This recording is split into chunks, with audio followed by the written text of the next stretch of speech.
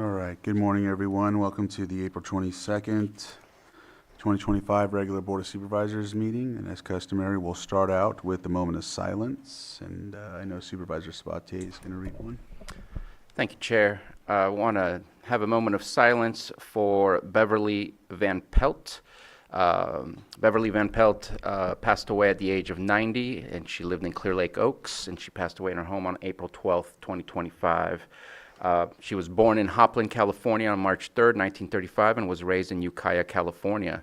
She moved to Lake County in 1979, where she became very active in the community. She was a proud member of the Rotary Club of Clear Lake and once served as their president. She enjoyed going to church, gardening, playing the piano, and crocheting. Every grandchild, great-grandchild, great-niece, great-nephew has a blanket that has been crocheted by Beverly. And as you know, the Van Pelt family has been deeply rooted in this community with many different businesses, helping out in many different endeavors and projects throughout the community. And so today we'll have a moment of silence in remembrance of her. All right.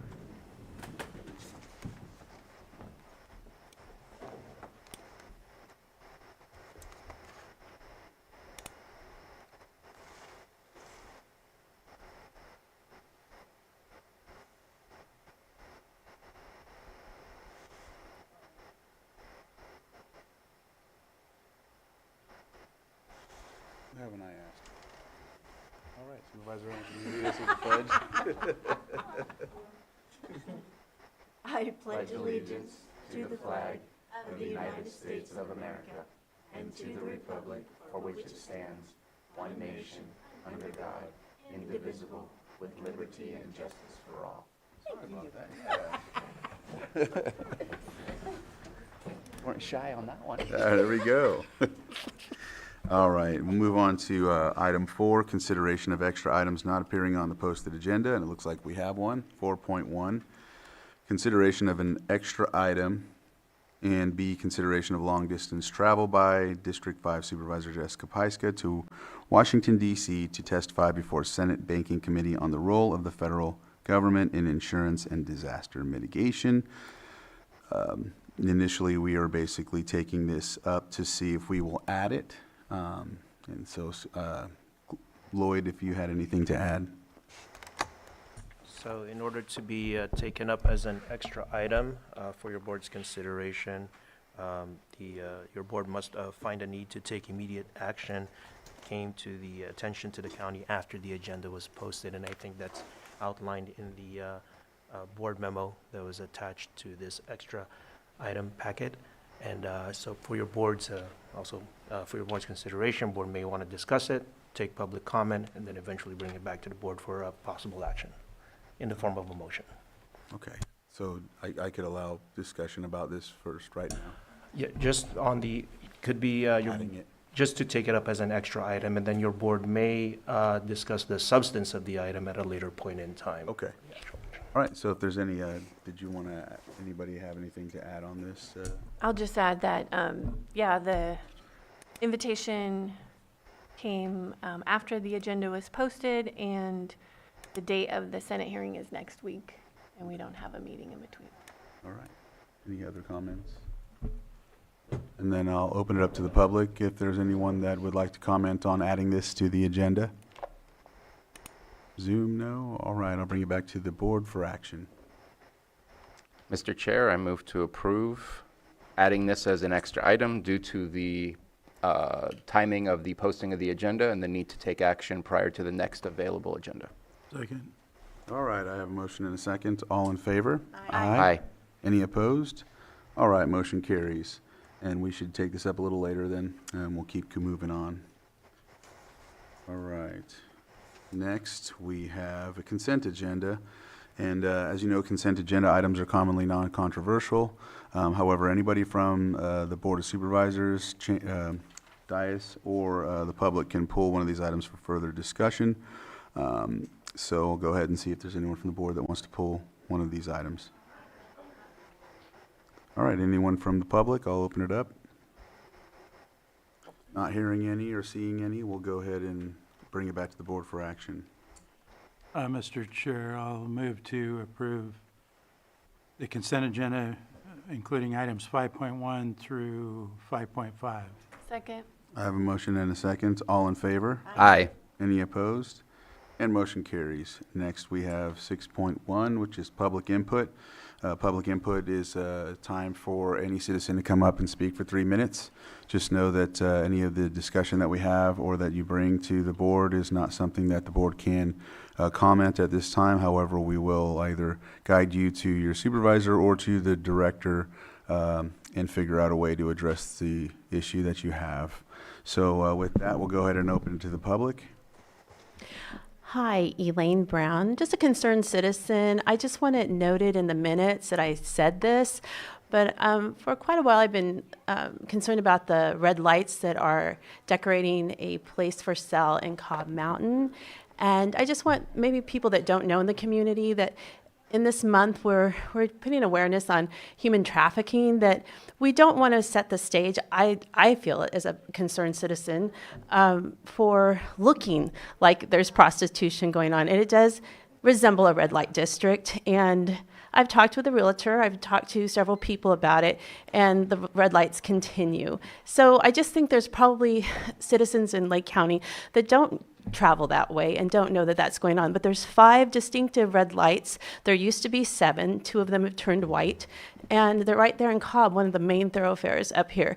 And in an area where we're really trying to not look like we're doing human trafficking, and I'm not saying human trafficking is going on there. The realtor told me they're doing it for effect. You think. And so I just want that to be known that we don't want to even appear like we're having that thing going on. I think that is a concern that we can deal with in a kindly manner. So thank you. Thank you. Any other public comment in the chambers? Someone on Zoom? All right. All right. Please unmute, and you have 3 minutes. Hello? Yes. Okay, you can hear me. Okay, I am asking about the Old Long Valley Bridge. Can you state your name for the record? My name is Sterling. Sterling, I live is this Sterling Wellman? Yep, Okay. Sterling Moment.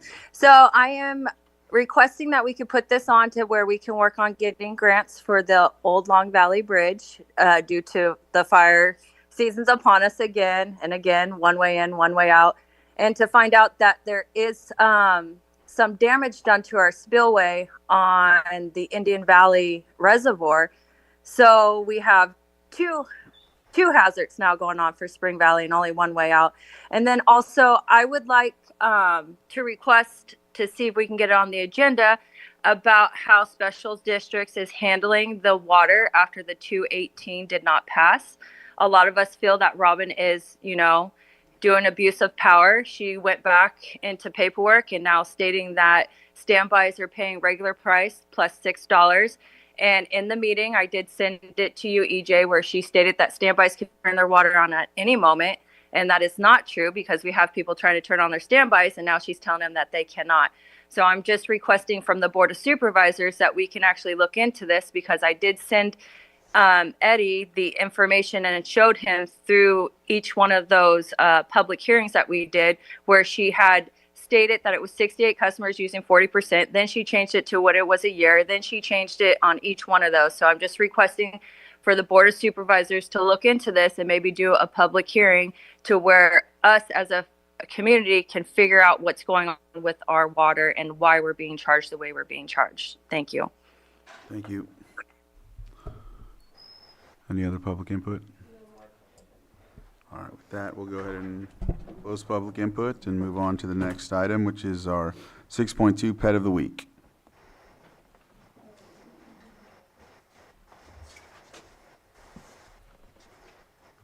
Good morning. My name's Whitney. I work at Lake County Animal Care and Control. And today we have Oliver. He's around 3 years old and weighs approximately 68 pounds. Oliver is a brindled shepherd mix who loves nothing more than all the belly rubs in the world. He does great with both males and females in all sizes. He knows how to sit, roll over. Oliver is quite the gentleman and knows how to win the ladies over with his dashing looks. If you are interested in Oliver or any other pet, please come see us at 4949 Helbush Drive in Lakeport or call us at 263-0278. Can you show everyone how you sit? Oliver, sit. Sit. There you go. Oh.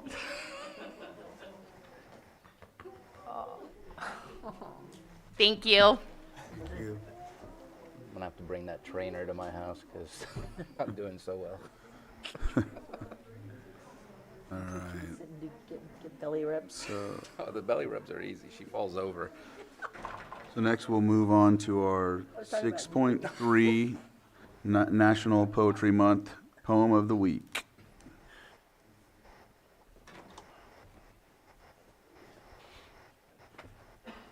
Is it okay if I come up? Yes. I'm not reading it. Yeah.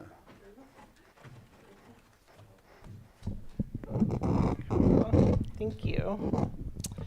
Good morning. I am Brenda Marie Yeager, the Poet Laureate of Lake County, and thank you so much to the Board of Supervisors for celebrating National Poetry Month with us and having poetry here at your meetings. It's been such an honor, and thank you so much for supporting the beauty of poetry and the change it can make with its truth and its voice.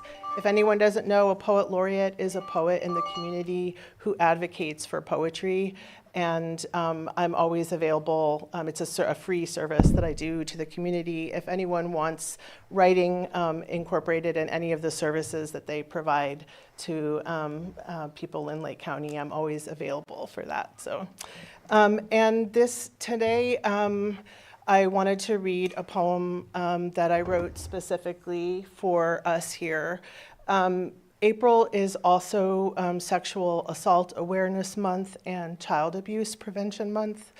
And I have a dear friend who has just gone through the court system and through a trial. And her abuser, her assaulter, was acquitted. So the jury failed to convict him, despite massive physical, visual evidence. So she actually personally asked me to write this poem, and so about her own story. And I feel like it's just good to bring awareness to the issues, to have education among people in Lake County. So when we show up as jurors in a court trial, that we're able to provide justice for the women and children who are suffering in our county. So the only other thing you need to know about this poem, the word kintsugi is in the title. Kintsugi is the Japanese art of repairing broken pottery. When you do kintsugi, you take the shards, the broken shards, and you run gold lacquer in between them. And when it hardens, it becomes a new vessel. You're shaking your head, you know what I mean? So you end up with a broken vessel with these gold veins running through it. So she asked me to write about her as a survivor. So this is kintsugi, or things I want to say to the jurors who did not convict my friend's abuser. 1, freckles drowned in a swollen purple tide. 2, peach curve of her cheek, skins tear just as tenderly. 3, blonde is not a crime. 4, was there a time before you got to feed the kids breakfast that you bit your own lip so hard that you needed stitches?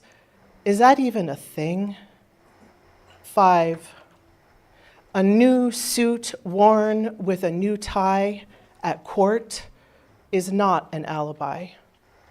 6, there is only one way. A face shatters sharp as a fruit bowl against the corner of the bed frame before a woman even gets to feed the kids breakfast. 7, please open your palms where I will place evidence, a few shards of her. so you can feel the weight, the splendor seeping through the cracks. 8. A Southern accent is not a crime. 9. In a home video, a loaded gun should never appear against your temple. In a home video, a loaded gun should never appear against your son's temple. 10. An abuser's mother can never speak to what happened behind the shower curtain in another house in another town before a woman even got to feed the kids breakfast. 11. Was there a time someone held a loaded gun to your head and it was not a crime worthy of conviction? 12. The fracture of her voice in the 911 call, not yet hardened into gold. Thank you so much. Thank you. All right, is there anyone that would like to comment on this poem?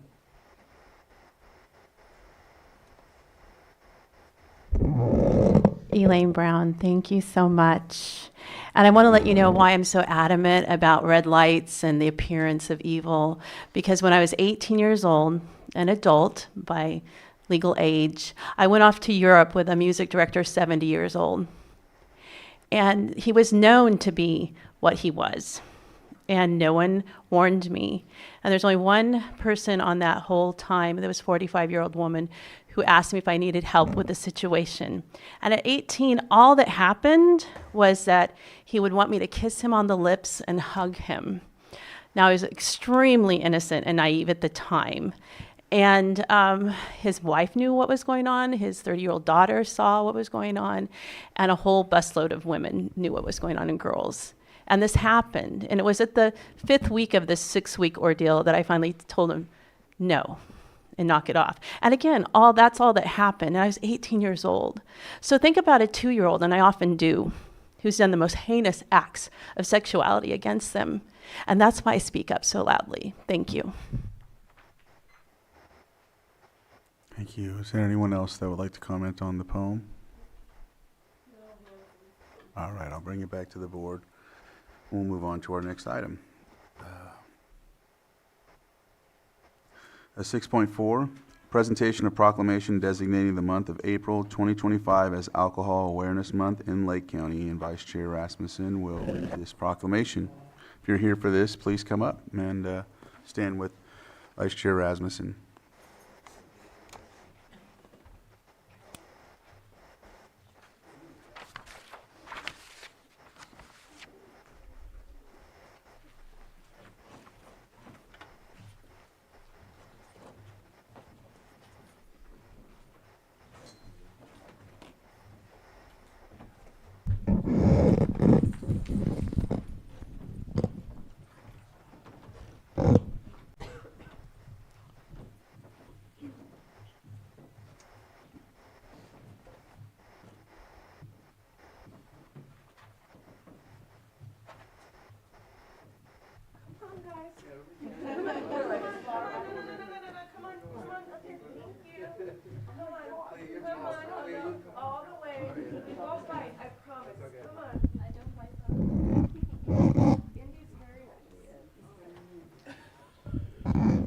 Proclamation designating April 2025 as Alcohol Awareness Month in Lake County. Whereas the month of April is dedicated to increasing public awareness and understanding of alcoholism and misuse, its causes, effective treatment, and recovery. And whereas excessive alcohol consumption is a significant public health concern, contributing to numerous preventable injuries and chronic diseases. It impacts adults and youth of all racial, cultural, and economic backgrounds. And whereas the entire community plays a vital role in supporting those struggling with alcohol misuse. and addiction while promoting a culture of moderation and responsibility. And whereas education and prevention efforts are crucial in reducing the stigma surrounding alcohol use and misuse, and encourage individuals to seek help when needed. And whereas in the calendar year 2024, Lake County Behavioral Health Services provided DUI program services to 563 participants, assisted with 566 substance use treatment service requests, and offered treatment service to 256 individuals. And whereas in Lake County, 22.3% of youth aged 12 to 17 have engaged in binge drinking, a rate more than 5 times the state average. And whereas the Board of Supervisors and Lake County Behavioral Health Substance Use Disorder Services urges all community members and organizations in Lake County to participate in activities and events aimed at educating themselves and others about the dangers of alcohol misuse and addiction, and support initiatives that promote healthy lifestyles. Now, therefore, be it proclaimed, the Board of Supervisors of the County of Lake join with the Lake County Department of Behavioral Health Services to hereby proclaim April 2025 as Alcohol Awareness Month in Lake County. Passed and adopted this 22nd day of April 2025 and signed by our chair, E.J. Crandall.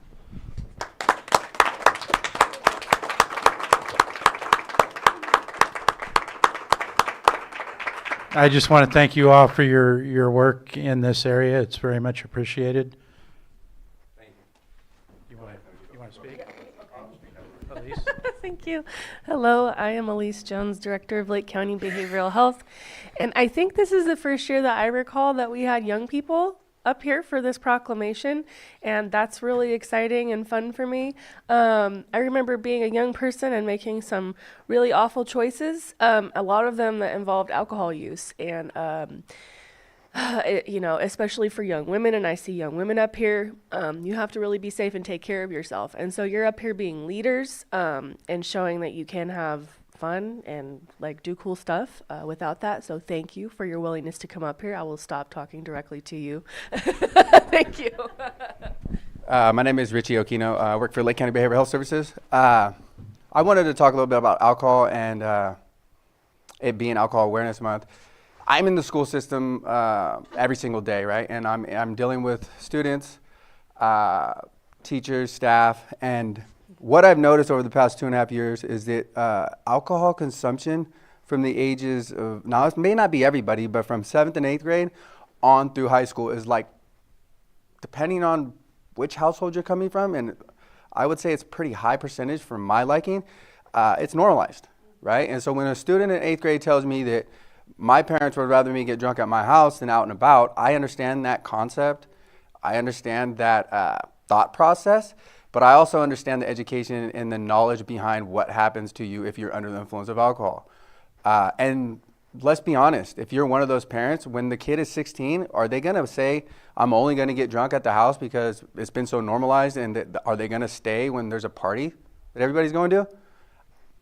I'm going to infer that that might not always happen, right? You might have a good kid.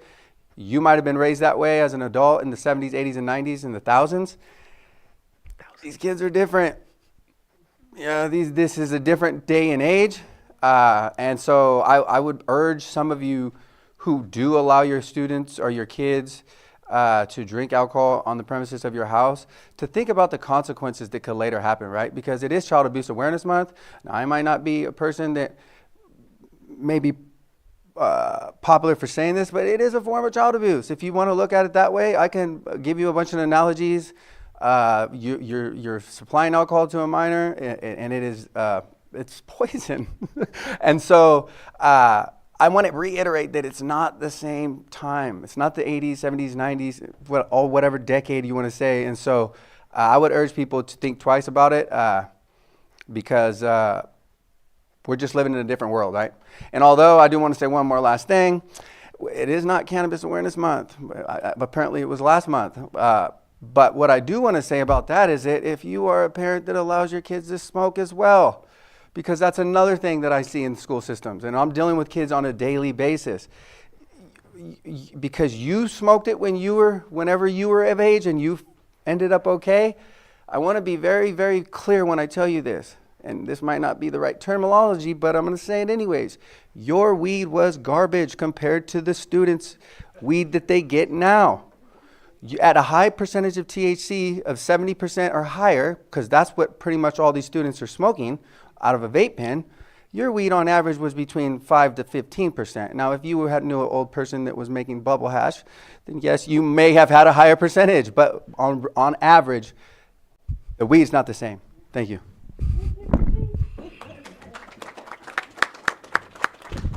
Hi, my name is Amber. I'm going to look this way because we don't have many people out this way. You all came up.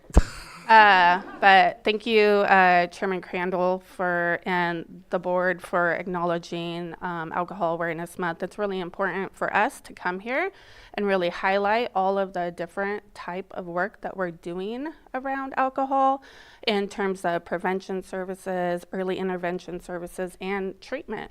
If you look here, we have an array of that continuum. We have prevention services occurring. We have young people who are working hard around prevention. We have representation of early intervention services and treatment providers. We have to wrap our arms around alcohol awareness through all aspects, because it's not just about prevention, it's not just about early intervention, it's not just about treatment. Everybody experiences alcohol, and it touches and it affects their lives in different ways. So that's why it's important for me to highlight that, and I'm so grateful for everybody who's here and who touches different aspects of people's lives. I did want to give an opportunity. Laura, did you want to say a couple words?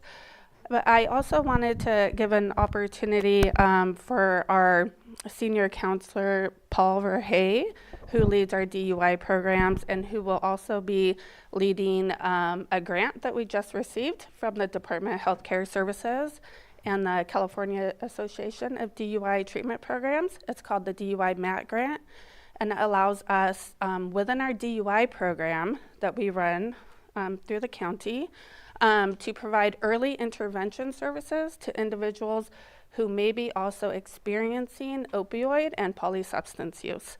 So it is our third award, yes. They really like what we do in Lake County. We hear on a state level that we do an amazing job in our DUI programs, and we are very innovative in the way that we approach and treat people in those programs. So, Paul, did you want to say a word? Thanks. Unfortunately, more than just a few.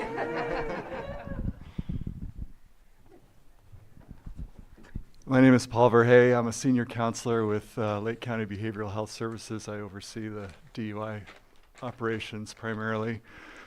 I apologize, I'm still pretty shaken by the powerful poem earlier. I'm glad I wrote this down. First of all, most people are not aware of the fact that DUI programs across the state are mostly private and run for profit. I am proud that as a public agency, we can keep our fees low for Lake County residents.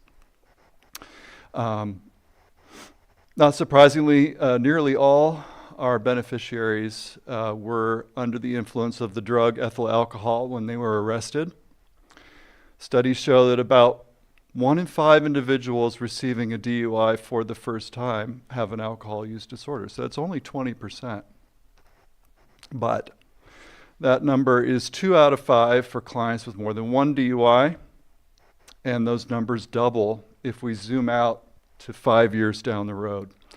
So like our dynamic outreach and prevention team, DUI counselors seek to prevent and intervene early in the development of those substance use disorders. DUI is treatment. It's an opportunity to evaluate one's drinking behaviors against the backdrop of one's personal goals and values, and to become motivated to change? Am I able to moderate? Am I happy with one drink a day, one standard drink a day for a woman, or 2 standard drinks a day for a man, max? There's no such thing as no risk drinking, but that would be lower risk. DUI can also be a portal to receiving enhanced care, and for our many Medi-Cal beneficiaries, the organized delivery system ensures there's no wrong door for that. Clients can take advantage of our in-house addiction medication program, MAT, and our MAT grant will be really instrumental in bringing more people into those services, which we do up in Lucerne. Enroll in outpatient treatment with our SUDS team, or transition to higher levels of care through partnerships with outside agencies like Archway Recovery Services. Thank you, Amber, for so much of this. I would like to contribute to alcohol awareness by sharing some statistics. In a 2023 study, 21.5% of Lake County adults self-reported heavy or binge drinking behaviors. By contrast, 30% of Americans do not drink at all. Most people know that excessive drinking can damage the liver. Per capita, between 2018 and 2022, Lake County ranked first out of California's 58 counties in deaths due to chronic liver disease and cirrhosis, a rate of 42.9 out of 100,000. By contrast, the state average is 13. We are 6th in fatal car crashes per capita due to alcohol. At the federal level, the CDC estimates that excessive alcohol use kills about 178,000 U.S. residents every year, making it the most preventable cause of death after smoking, high blood pressure, and poor diet. Tobacco ads are almost entirely banned, but nearly $2 billion is spent by the beverage industry every year. I'll finish up. Alcoholic deaths, which rose almost 30% during the COVID years and after, are slow and painful. I witnessed this personally in my mother this past year, who passed away. And I was born with a predisposition to the disease. I began my recovery from alcohol use disorder in 2010, but had numerous setbacks. Unfortunately, the shame surrounding my relapses and my limited exposure to treatment options kept me drinking. I got lucky. A local nurse with an addiction specialty recommended integrated co-occurring treatment, peer support, and medication. That cemented a lasting sobriety for me, and I'm forever grateful for his expertise and genuine care. I believe our SUDS team at Behavioral Health has those same qualities. Wherever possible, we are challenging barriers to recovery, including stigma and the old school one-size-fits-all or all-or-nothing thinking that can interfere with harm reduction. I appreciate the opportunity to speak about our work to prevent and reduce harmful drinking behaviors in our community. Thank you very much. Well, thank you.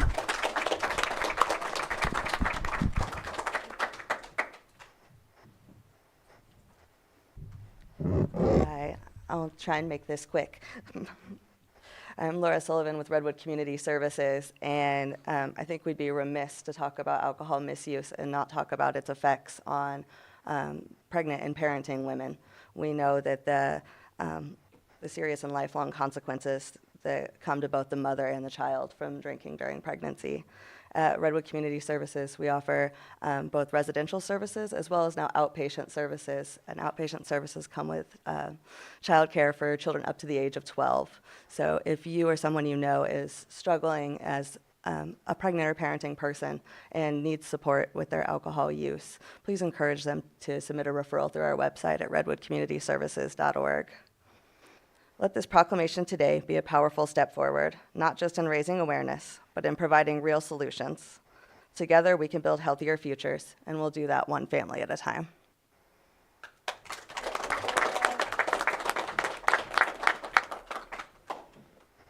All right. Anyone else would like to speak? Anyone from the board? I will. Yeah, I just want to thank all of you for coming today. We have a lot of different partners here that are doing this work together. You are out on the front lines working on intervention and prevention and treatment. I know we also have another proclamation coming up right after this that talks about culture change and shift and modeling and behavior. So I'm glad to see them working together. And so my comments are just going to be a little bit sandwiched in between. You know, a lot of us grew up in culture where we really glamorized alcohol, and it's a lot of work to model better behavior and better options, especially for our kids and our families growing up. That you don't always have to have alcohol involved at functions or to have a good time. It's really important to be modeling that behavior too, especially when we've got family members battling with addiction issues too. You want them to feel welcome and involved and loved. So thank you. Go ahead. I think it's always rough when culturally acceptable things can be absolutely so harmful, whether we're talking about tobacco or whether we're talking about alcohol. It doesn't just have the potential to hurt you as the individual with your health, but the outgoing consequences around your family, around your friends, around your community, whether you're driving and total strangers, you could have that impact as well. So it's difficult to overcome the hurdles that society has said these are absolutely normal things for you to engage with. Inebriation is a problem because you want to get back to that same feeling you had the first time you started, and that means doing more. And unfortunately, the more you do, the more harmful you become to yourself and others. And so it's difficult. I'm glad we have services that people can access to try to kick those bad habits. Because they are harmful. So thank you for all your work. Supervisor Owen? Yes, thank you, and thank you for being here today. I know growing up here locally, peer pressure was huge, and instilling the strength in our youth and our young kids and letting them know that they have the strength to say no. Because it's much easier to say no when you're young than it is once it gets a hold of you. So having that courage and that inner strength to ignore the peer pressure and not give into it, that's huge. So I applaud you. Thank you. Yes, appreciate this proclamation, and I appreciate all of you speaking, especially you giving the insight about in front of children and whatnot. Grew up in a home and a generational alcoholic family. And then, of course, in the military, it enhanced problem-solving skills for me were just to run to the bottle. That's all I knew. And so to this year is 9 years sober for me. It's a good thing for me because I'm so glad that I am sober, because every time I go to like a RCRC or CSAC, they just like, it's like open bar, like, and I'm like, man, it's a good thing, you know, because it, you know, but you know, and the little part of me in the back of my mind's like, man, where was this 12 years ago? But then again, I would have been a fool, right? And that's what led me to wanting to stop, was being a fool, because that's what it did. It never ended. It kept more and more and more. There's like an image that people had put out before that there's a bottle with a hook in it, and that's what it is. And it ruins relationships with families. There's a dysfunction that comes in place, and that perpetuates in your family dynamic.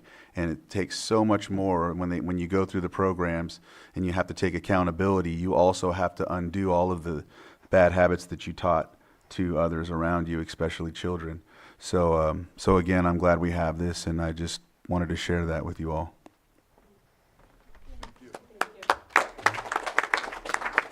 Is there anyone else from the public maybe that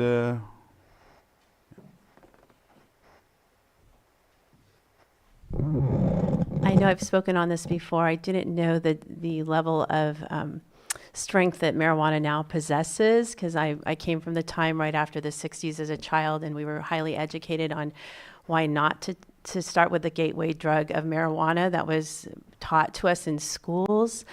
And it is a gateway drug. And as you make policies up here, think of those children who now, because it's been legalized, President Obama legalized that, it gives one less step for children at a party to say, well, it's illegal. And that's actually a safeguard that used to be there for people in my generation. So it's very hard. You can get up here and say, oh, it's easy it's not easy. When you're with a friend, and I watched my cousin go through the 60s and really get hooked, but they didn't know the damaging effects of that. So we learned, and our parents made sure we knew, but it is a gateway drug, and we are promoting it in this community. And I really want to implore you, as you make policies, to think of these faces. And that's just a symptom of what's wrong in this community. Find out what the actual cause is. Give them more opportunities to do fun things, because like one of the supervisors said, if you have happy things to do, you won't choose that route. Thank you. Thank you. Is there anyone else on Zoom or anything? All right, well, thank you again, and we will definitely get this picture. Sorry, I've been waiting for the right moment. Hold on. Oh, yeah, okay.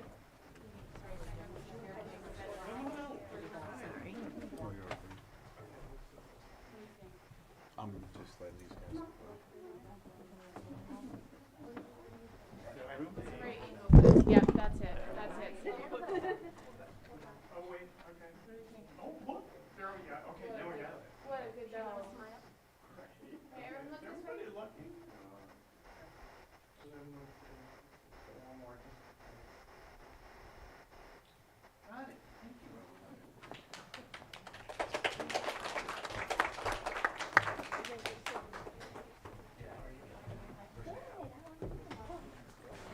All right, next is our 6.5 presentation of proclamation designating the month of April 2025 be recognized as California Friday Night Live Month. And Supervisor Sabatier will be reading this.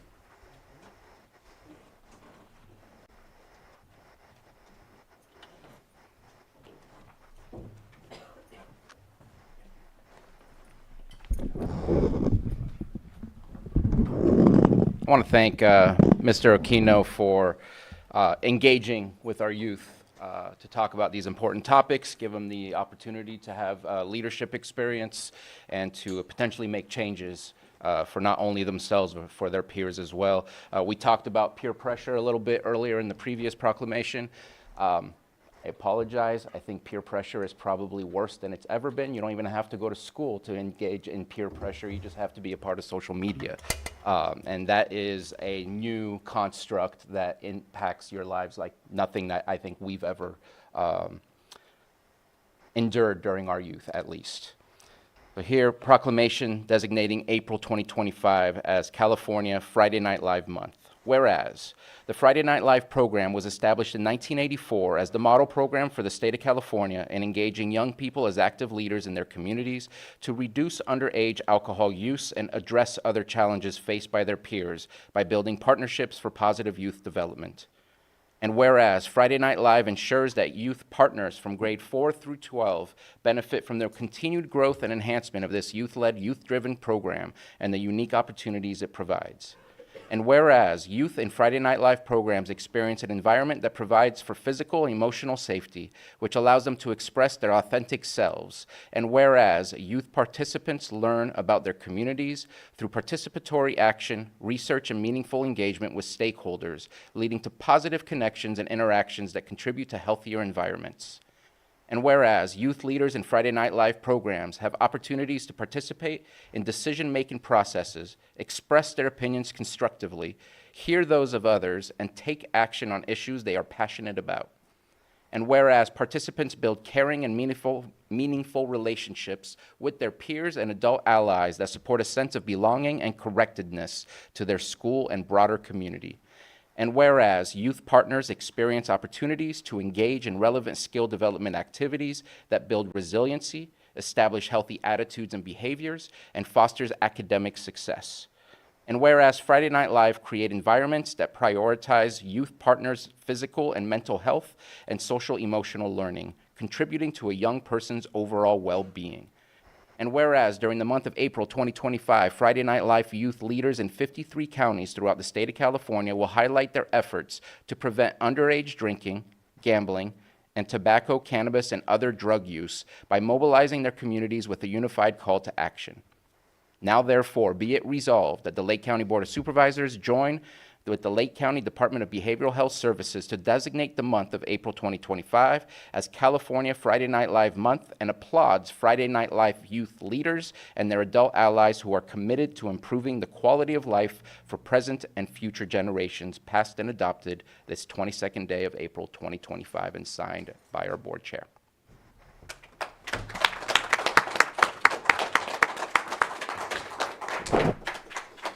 Am I introducing my daughter to speak next? Yeah, she'll talk a little bit about what we did, and then I'll come up. And I needed to embarrass her at least just a little bit. Sophie Sabatier. Okay, thank you for introducing me. I'm Sophie Sabatier. I'm a member of the Friday Night Live Club. And this past year, we did a project for Spread the Word. Spread the Word is a community-based project to reduce underage drinking by informing people about the consequences of supplying alcohol to minors. As part of the project, members of the Friday Night Live place labels or hangers on alcohol beverages, containers in the store to remind customers that it is illegal to provide alcohol to anyone under the age of 21. And also, last week, we were at an event where we got people to sign pledges promising to not supply alcohol to any minors, their kids, any children. And that's what we've done so far. Oh, we got 100 pledges.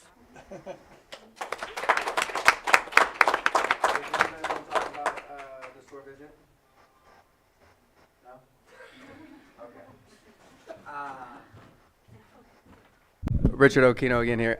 So I have the privilege to, thank you, board, for allowing us to be here in such a timely manner. It was the last minute. We really, truly appreciate it, to give these kids an opportunity to be unshy and speak here in front of the whole county on Zoom. They didn't know that, but I'm letting them know now. So part of this club is to get them to advocate for change, become leaders. And that's not going to be for everybody. Everybody's not going to be a Bruno Sabatier and becomes the Board of Supervisors, right?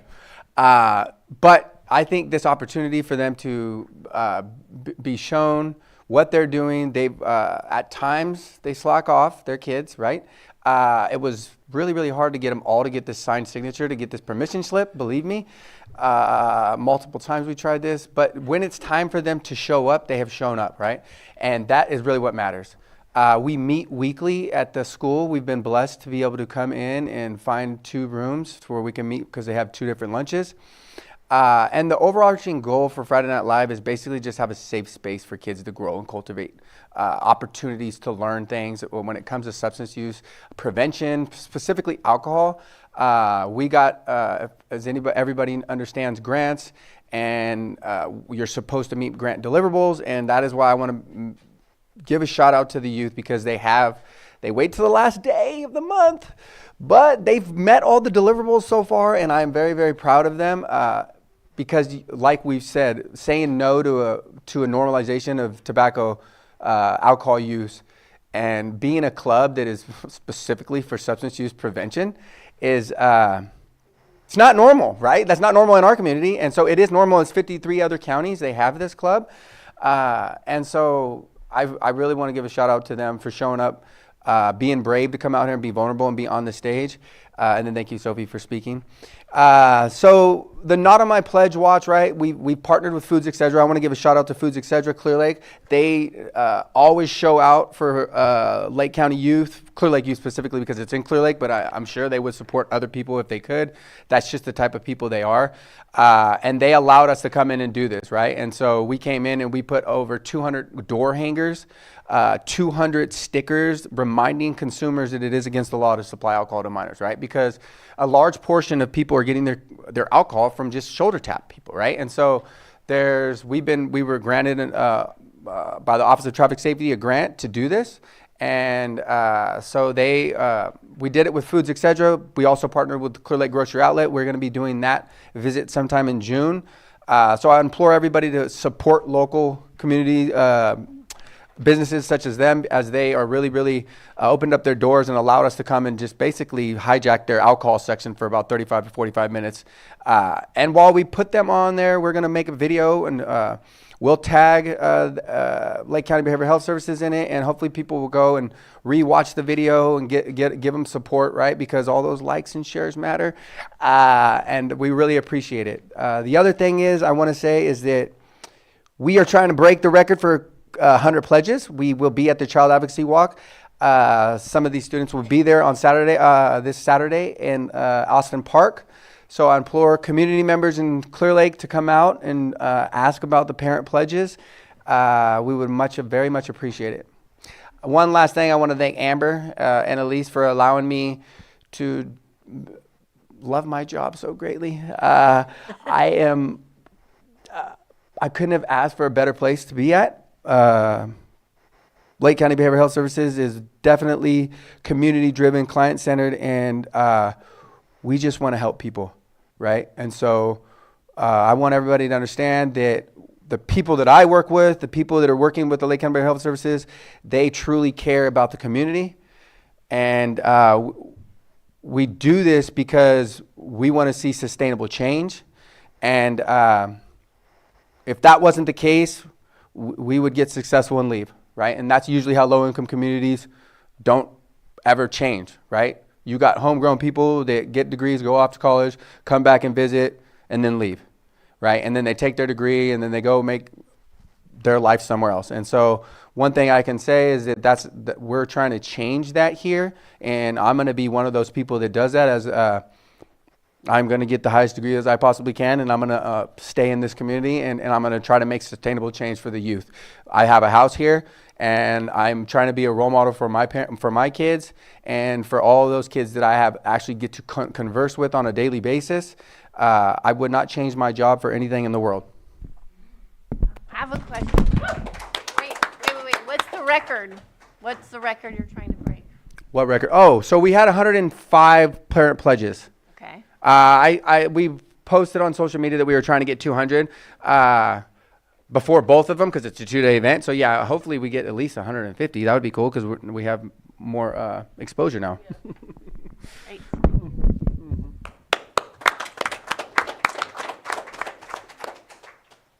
Is there anyone from the public that would like to speak? I'll bring it back to the board. Go ahead, Supervisor.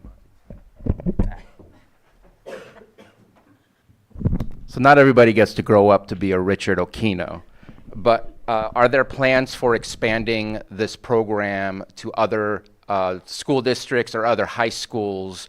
I'm grateful that you get to do it at Canocti Unified and get to impact not only my daughter, but I'm going to embarrass her as well, your daughter as well. But just, are there plans to expand? Yes, actually, that's one thing that was on my list of things. Maybe I ought to start bringing an actual list and stop just speaking off the cuff. Yes. Lake County Office of Education has reached out to us, and we are in the process of building a partnership with Lake County Office of Education with the hopes of expanding to an elementary school and a middle school as well. As time goes by, our ultimate goal is to be in every single school district from elementary to high school. There's even opportunities in colleges. This club has been around, this organization has been around for 40 years. And so there's ideally, you can go from 4th grade all the way to be 24, 25 and be involved with Friday Night Live. And so it is definitely, that doesn't happen for everybody, obviously, right? But there is that opportunity. And the other great thing about it is,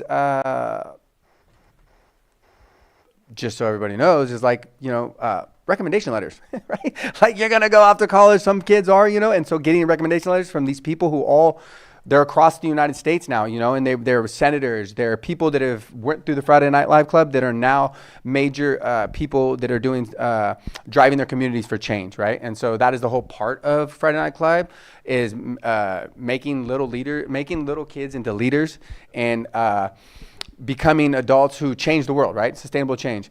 So I do want to give a shout out to LCOE. They allowed us to get these kids here today, and again, Anna Santana and her team, we're conversing with them to hopefully expand this next school year, right? But And also another middle school, we're looking at maybe Kelseyville or Lakeport. We just don't really know yet, but for sure we're going to have another club advisor from our team that's going to do a middle school, and we are hoping to get one in elementary school and Obsidian Middle School. Obsidian Middle School and Lower Lake Elementary, those are the schools we're targeting right now, so you can ideally go from elementary school in Konocti District all the way through the high school, right? And of course, our ultimate goal, in which we will, as we build the program and move forward and hopefully get more funding from the state, so we can expand to get more people. And once we realize, I'm going to go off on a tangent here, that prevention matters, right? And that once we actually stop spending money to treat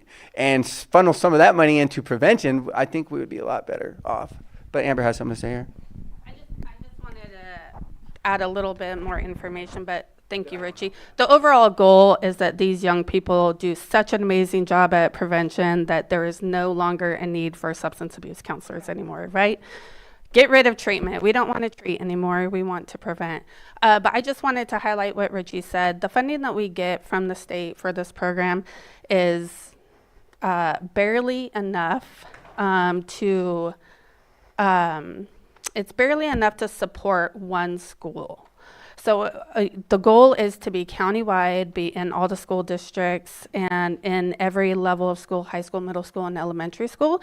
But behavioral health can't do that alone. We really need to leverage our partners and individuals with other funding streams or opportunities or volunteer opportunities to help us do that. So I call on the community support to help us reach that goal. Yes, come on up. Hi, my name is Jack Smalley. I'm the chief building official for the county. And as a parent who has raised two magnificent children in this county, how do I sign one of those things? Oh, the prayer pledges? Yeah. This weekend we're going to be at the Child Advocacy Walk. Okay, I'll be there. In Clear Lake, Austin Park. Yep. They will have their own booth there. They will be accompanied by another gentleman by the name of Daniel Russell. I won't be there because I'll be out of town. But some of these kids will be there for sure. Okay, good. I'll be there. They're going to have pizza, so they're coming for sure. Yep, I'll be there. Hey, it's a great thing that you guys are all doing. I'm sure I'm not the only one in the community that agrees that keep up the good work.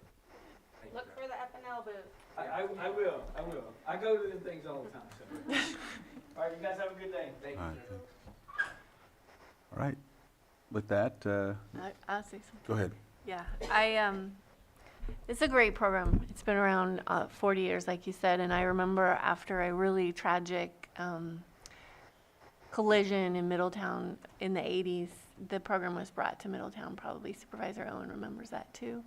And I remember going to those rallies and fun Friday night events, and just that was the first time that I really started to see that there are the shift in culture change, because at that time it was a deep alcohol culture for high school kids. And so I think there's been a lot of progress over the decades, and I just love seeing the new kids come up every year and stepping into these leadership roles. You're doing a good job, Sophie.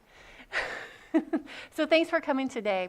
I know you're missing some class, but I hope that this was worth it, and we really appreciate you. And I unfortunately can't be out there Saturday, but I would like to sign your pledge if I can figure out how.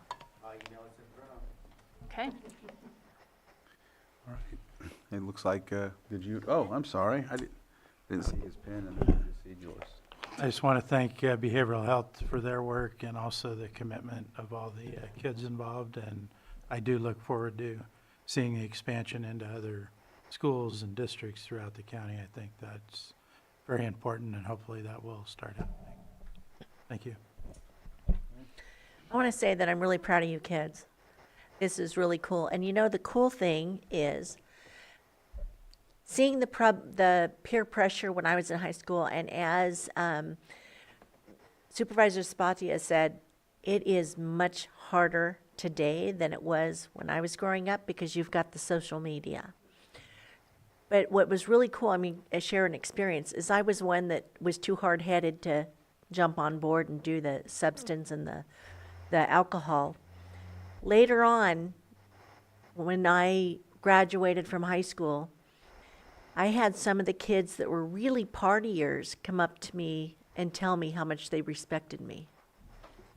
So just remember, respect is something you cannot buy.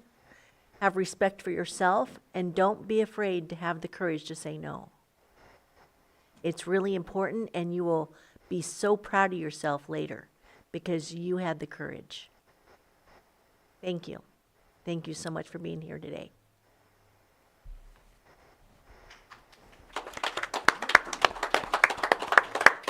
Come on up. Sorry, Paul Verhey again. Just one more statistic I want to throw at you.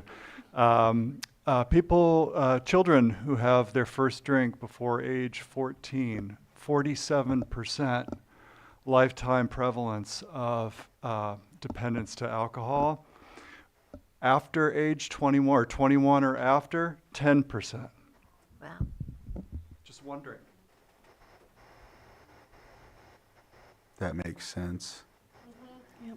And so I just want to applaud you all for making that stance to stay away and not drink.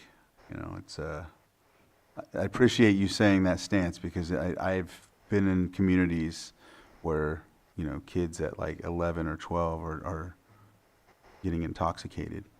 And so, and it makes it harder for the rest of the kids at school, obviously, you know, so. And this is for all substance, right? Yeah. Yeah. Pretty much. Well, we just took a grant for OTS with Office of Truck Safety, so we focused on underage drinking. But yeah, we're thinking about doing the cannabis one next. I was thinking we were thinking about doing the cannabis one. There's projects you can do. There's tobacco projects you can do. They have a tobacco project where you put one of these things inside of the bathroom, collect it after a week, and it will tell you how much smoke has been, how many people have been vaping in that bathroom. Oh, wow. I don't know how many schools are going to be open to allowing that, but they have wipes. Like if you, hypothetically, someone got murdered in a classroom, there was looking for a certain type of vape. You can swab people's clothes and get the vape because people don't understand that vapes. This is another thing. That vapes, some people smoke vapes in households, right? THC vapes, tobacco vapes, and it stays on contact surfaces for 3 to 4 hours. And so understanding that if you have a kid, even though they're not in the room, but they're in the next room, and they come in, and the first thing they do is pull themselves up on that table, and they put toys in their mouth. They've done studies for Stanford where they're actually tobacco, low levels of tobacco in kids that are under 4 or 5 because they smoke vapes or tobacco in the house, right? And so that's just another thing that most people don't understand or think about, or they don't care, I don't know. But I'm assuming they don't really know, right? And so that's one of my favorite things I get to share with the kids. It's called third-hand smoke, right? And so there's that. But they have that option for the San Diego State University where they become little scientists. They go and hide the stuff in the bathrooms, and then they collect it a week later, all like scientifically, send it back to San Diego State, and they print up a report, and then they can present it to the school board. That's another opportunity that they can project that they can do. And then, believe it or not, everybody, there's a large amount of students that gamble in schools. There's a gambling project, right? And we're not talking about like $1 or $2. I'm in the schools district again. I'm telling you right there. I'm not going to tell you which one, but I seen each student had $60 down on the ground, flipping quarters. I mean, the quarters on the wall, closest to the wall without hitting it. And so, and there's not chump change money, right? And so, again, a big part of people's hustle there is selling chips and sodas, and they're turning around and using that money to gamble. Yeah, I would just like to see it all, if possible, hitting all the bases. Yeah, for sure. You know? Yeah, preventative measures. Yep. All right, Sam, you ready?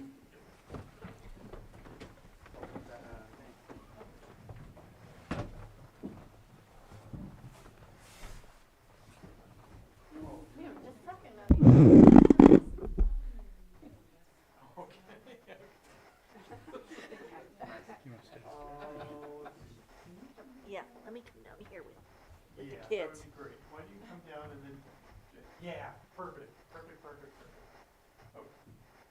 Okay, we ready? If you're not ready, I just start. And let me get one more. Terrific. Thanks so, oh, wait. Everybody else.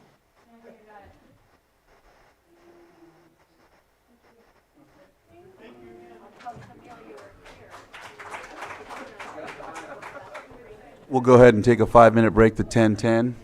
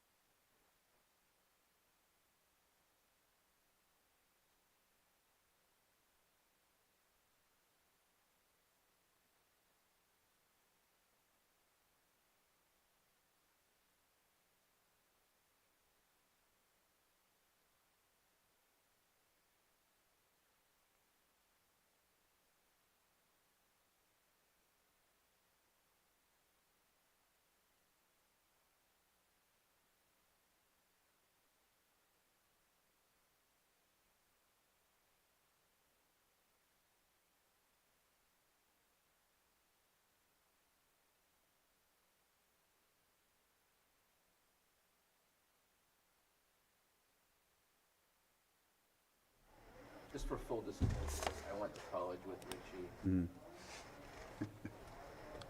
He tells me I'm the only person other than his grandmother that calls him Richard. All right, welcome back to, from our break. We are at our annual, or 6.6, our annual Lake County PEG presentation. This is brought forward by Supervisor Sabatier. Is there a way to put the presentation up? Johanna? I apologize for... Well, somebody asked me about the PEG presentation, but I didn't realize it was next. I apologize. Oh, yeah. So every year, PEG is supposed to do a presentation. That's part of our agreement between the two cities and the county jurisdiction. Typically, we do this in April, so I'm actually on time here for the county. I will be doing a presentation in the city of Clear Lake on May 1st and a presentation for the city of Lakeport on May 6th. And so let's go ahead and go to the second page if we can. Okay. So we have had some changes happening in PEG. There was an election, and with that election, we lost both our members from the city of Clear Lake and the city of Lakeport. So it's both bittersweet. We enjoyed our prior members, David Claffey and Michael Froyo, but also excited to work with Mary Wilson and Christina Price, respectively from Clear Lake and Lakeport. And looking forward to that interaction. We've had our public member has been vacant for quite some time. I want to say 2 years since Denise Lustelo resigned, maybe longer. And so Elaine Brown submitted an application, and she is now our public member. Our station manager is still Thomas DeWalt. Many of you know him as he does all of the MAC work and does a lot of videography. And we just recently, we've tried a couple different folks, but we decided to go with Cheyenne Blue as the assistant station manager. The board itself is not in charge of anyone further than Thomas DeWalt. That's up to him on who he wants to ask to be the assistant and managing them. Our operating budget, which is part of our annual report for 24-25, we're looking at revenues of $52,000, $10,000 from the city of Clear Lake, $2,000 from the city of Lakeport, and the county of Lake gives $15,000 for its annual fee, and that should have been increased because of the increase that we did for the MAC contract that we have. Originally it was $10,000, now it's $17,000. That should have said $32,000 for the county of Lake. Next is our operating budget expenses. We spent about $43,000 on our station manager, $43,000 total, $28,000 for our station manager, which is both our stipend that is provided to run the channel at the station and also the contract work that he's doing outside. And our editor, which should have been changed to assistant station manager, they get $400 stipend per month, total of $4,800. And between our facilities and our insurance, that's $10,000, and that's a swap between the city of Clear Lake and us. It's an in-kind contribution. We have a station in the city of Clear Lake at City Hall. We have a studio in the senior center, and they do our audit and our finances and our insurance for free. And so that's part of the exchange. And our capital budget is based on a government-approved, state of California government-approved 1% pass-through. So for everybody that pays MediaCom their monthly bill, 1% of that goes to PEG. That could only be used on capital budget stuff, not on operations. We are actually seeing a slow decrease. I'm not sure if the new satellite access to the internet has been moving forward a lot faster than we anticipated. Typically, we've been in about the $55,000 range. Now we're anticipating that should be around $48,000 this year. It's not dropping drastically, but it's definitely lower than we've seen in the past. And in this past year, because of some of the additional work that we're trying to get done, which I'll talk about in the next slide, we spent about $32,000 on new equipment and upgrades and things like that. Current activities from PEG is supporting local events to the best of our abilities. We have a sound system. We can do videography. We are being hired by the Farm Bureau, Lake County Economic Development Corporation, the Chamber of Commerce, in order to do other activities and events. We were hired to do the homeless town hall as well from Vice Chair Rasmussen last year. And also we are supporting our local MAX with the mobile audiovisual unit. Recently we just spent, I think we are at about $8,000. We're helping, having a public-private partnership with Kingdom Dames. They have a new building here in Lakeport. We don't have a studio in Lakeport. We wanted to provide something in this area. So we're buying all of the equipment to start the ability for him to have a podcast. He'll do all the furniture, all the room, all the maintenance of the area. But that gives us access to a podcast facility, and it gives access to the public for podcast making capabilities, as well as in that relationship, we would receive content that we can then post on the TV station and online. Part of our agreement that we have with our municipal advisory councils is to bring back to you the dates and times that we are out there doing the work. And so I have listed all the times. The total times on there are, if you look at our contract, it's setup time, it's recording time, it's breakdown time, and then there's some editing that is done. And most of the editing is only seen from what's being placed on TV station, because when you click on a YouTube link, you have the title of it. It's a little bit more detailed in what you see rather than having to have it on the video. So there's editing done so that people can actually know what they're watching when it comes to the videos. And I do know that there may have been some questions regarding some of the times, so I do want to pause here in case that there are any questions from the board on this section.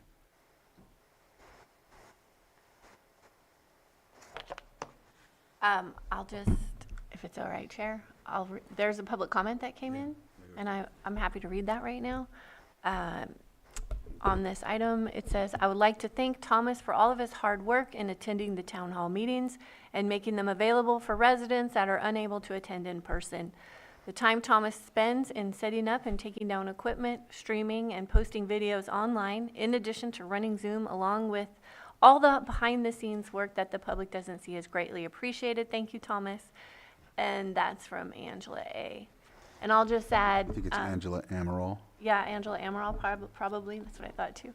But yeah, we have a lot of absentee property owners that like to participate in the town halls. We have people that are homebound.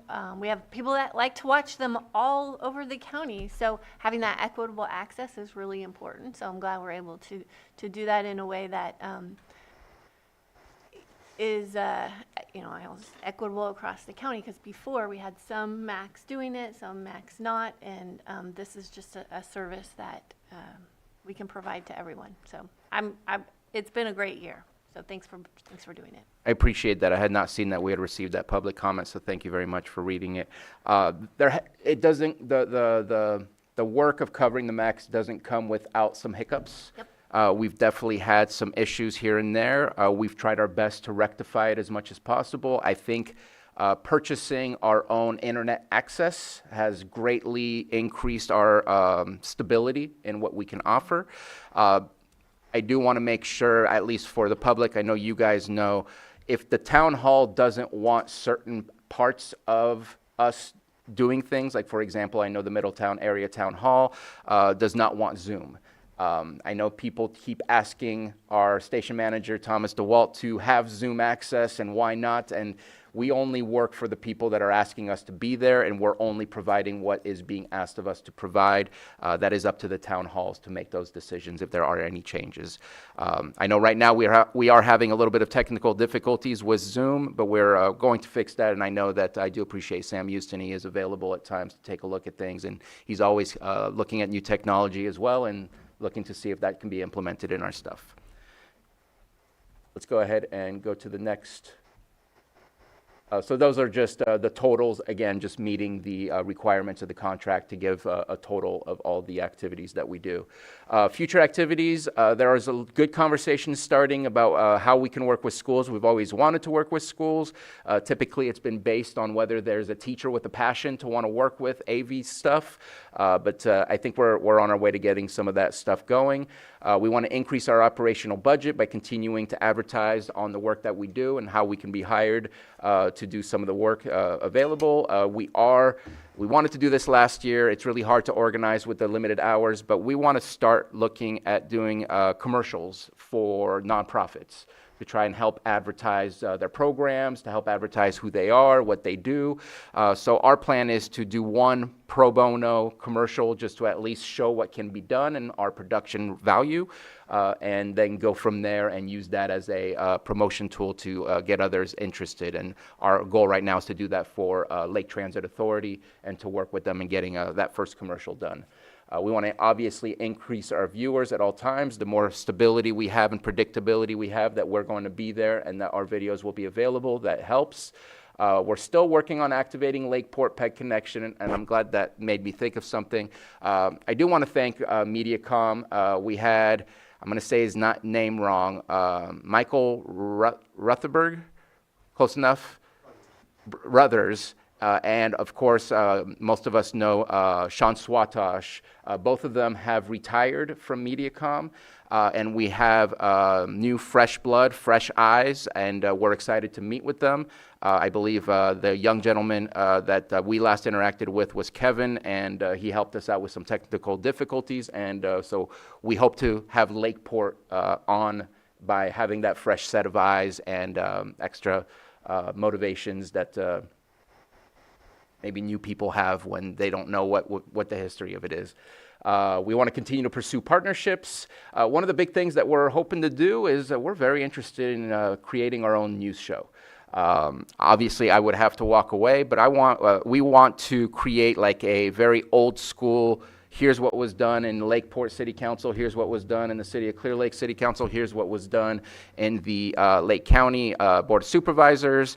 If tribal councils want to submit stuff for us to discuss, we'd be happy to do that. Schools, we'd be happy to do that. We want to showcase what is happening in our community, maybe have 1 or 2 interviews. We're looking at potentially doing a monthly show just to get started, and again, iron out the kinks. We have met with KPFZ. We'd love to also set them up with a podcast so that they can not only be on the radio, but also record themselves as they are doing their radio show. We also see that as a potential benefit, especially when KPFZ is broadcasting during an emergency, where we can directly put stuff on PEG TV or on our website. So exciting potential and exciting projects that we're working on. And that is all for my presentation. I might have been over 5 minutes. I apologize. Oh, you're good. Yeah, I'd like to just add, I have 3 town halls, and they go to them. Thomas goes, and it's improved so much. There was quirks, little things that came in, and being the person that had to do it before, like it's just, yeah, it was very challenging, and so this has just been such a big help. And it also, one of the things I think you mentioned too, Supervisor Pyska, is that people can be engaged because there are people that aren't around or they work. I know that Clear Lake Oaks Earth has theirs at 4 p.m. Well, if it's recorded, people can look later at it. There's also ways to, what I've done is I've watched, if there's a key discussion that happens during that town hall, I'll record just that portion and then post it so people can see what was discussed or whatever the case may be. So yeah, it's a very, very big help to get it out there, and people can engage, people can know what's going on for the next meeting, and it really plays a big role. So I appreciate that we're doing this. Yeah, Thank you. Really appreciated it. It's sorry. I know that I've really appreciated it at the MAC, and then they actually came out and videoed a rodeo also for the kids, and I think that this would be something really cool to showcase Lake County a little little more and maybe kind of hook up a little bit with the visitor centers and what's going on for people coming to the community, as well as people that live here, having better access to what is happening around the county. So, no, Thank you. It's been fabulous. And Thomas does an amazing job. I don't know who was first. Go ahead. Go ahead, Vice Chair. I just want to say I appreciate the work of Peg and Thomas and working with us also to get the Scotts Valley Community Advisory Council meetings finally online just 2 months ago. They were the last municipal council that wasn't broadcasting, so that will be a big help. Also, going by, I had forgotten that I did hire Peg when I was police chief to do that homelessness town hall meeting, and we had over 100 people that were able to, I believe, attend live broadcast in addition to what was there. So good work. I'm glad that we have this going. Thank you. Yeah, it's always been really important for the Collaborative Council to have this broadcast, and they were paying people to do it, and it was quite the production, and it was, these are all volunteers that were asking to serve and participate in these communities, and to take that burden off of them, let them just, show up and do what they volunteered to do and not have to also do a production. So the Starlink was critical because when we switched over to PEG, Zoom stopped working, so there were some bumps in the road, but it seems to be much better right now. We also frequently have presenters that are out of county that want to present to the max, and so we have a lot more flexibility for who they can have, who they can invite to the meetings, and they don't have to necessarily make the trip. I appreciate all the comments. My guess is that our station manager, Thomas, may just become one of the most knowledgeable Yes. county politics individual. It's true. Whenever I chat with him between the BVAC is one week and the CAC is the next week, and he knows everything. Appreciate all the comments. I'll make sure that it gets forwarded to Thomas. All right. I'll open it up to the public. If there's anyone that would like to come up and speak, there you go.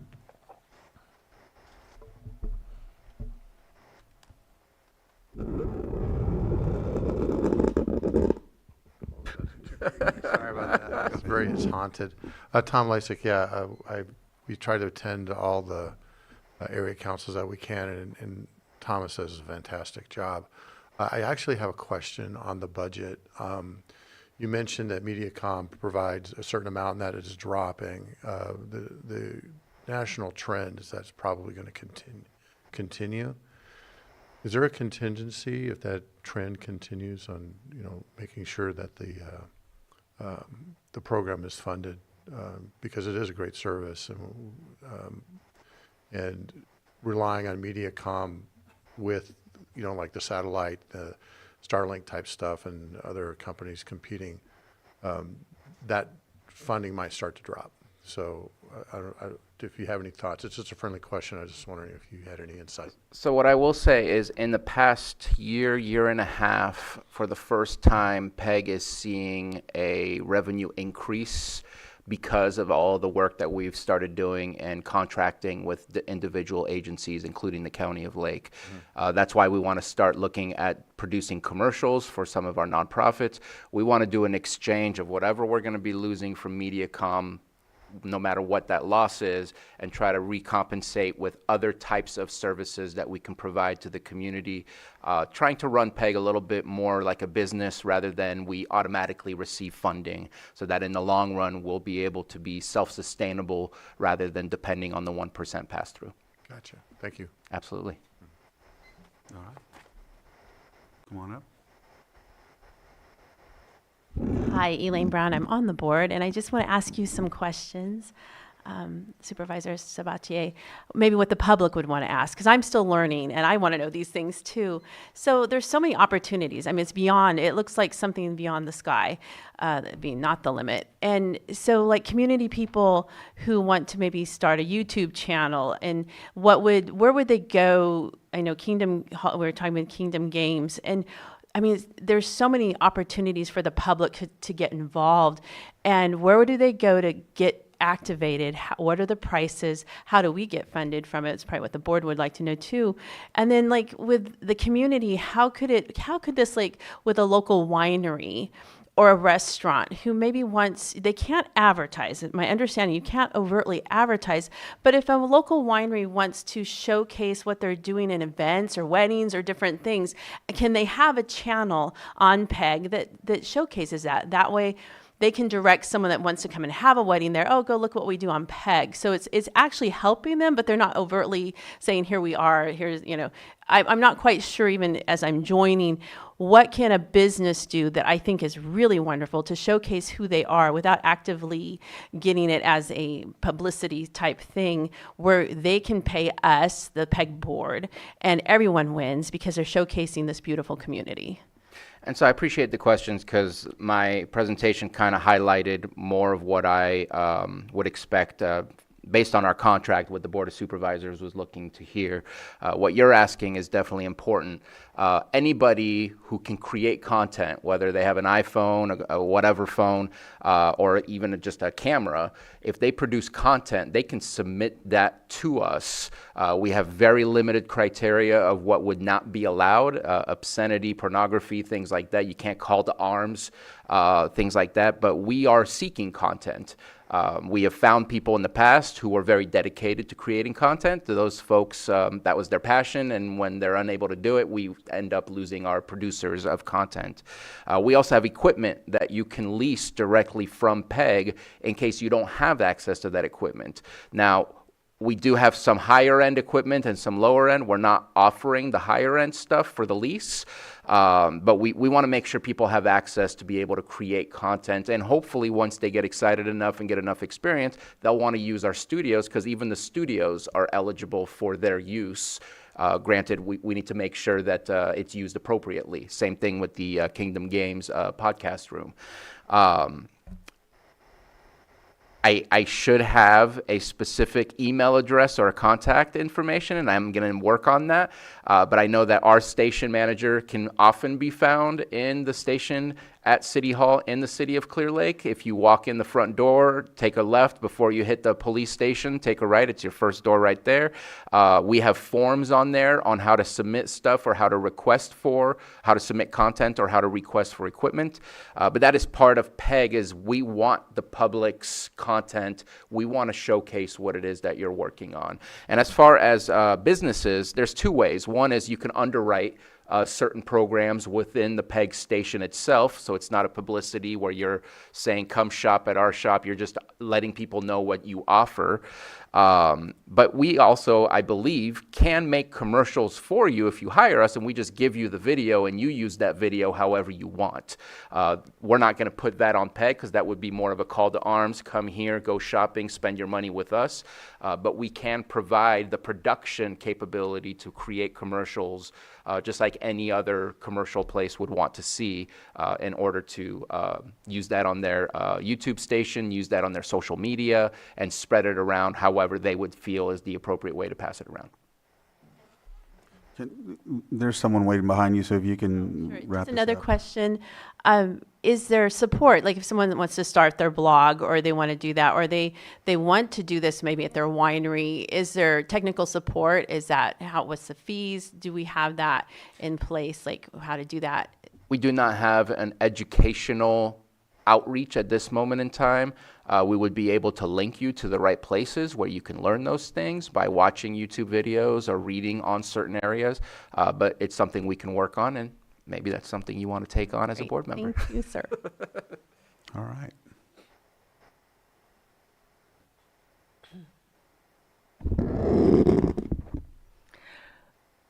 Good morning, Supervisors. Margot Kambara.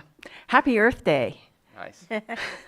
Kudos and thank you to PEG TV, and a special note of thanks to Thomas DeWalt for his service. And thank you, Supervisors, for your insight in bringing this public service to the public. It's great. It increases public engagement. And for people who are too busy and can't stop everything and attend in person, to people who don't have a choice and are shut-ins. It's wonderful, wonderful to see this service. And I am encouraged by the energy and the imagination to expand services for PEG TV, especially the news program. So I have a few questions. Will editorial content be truly independent, or will the funder, say the Board of Supervisors, have editorial control or, any influence on that count? And my other question is on the commercials for the nonprofits.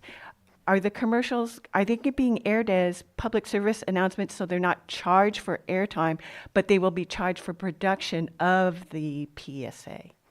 So on the second one, it would be charged for the production, not charged for the airtime, because nobody should be charged for that airtime. It's a public station.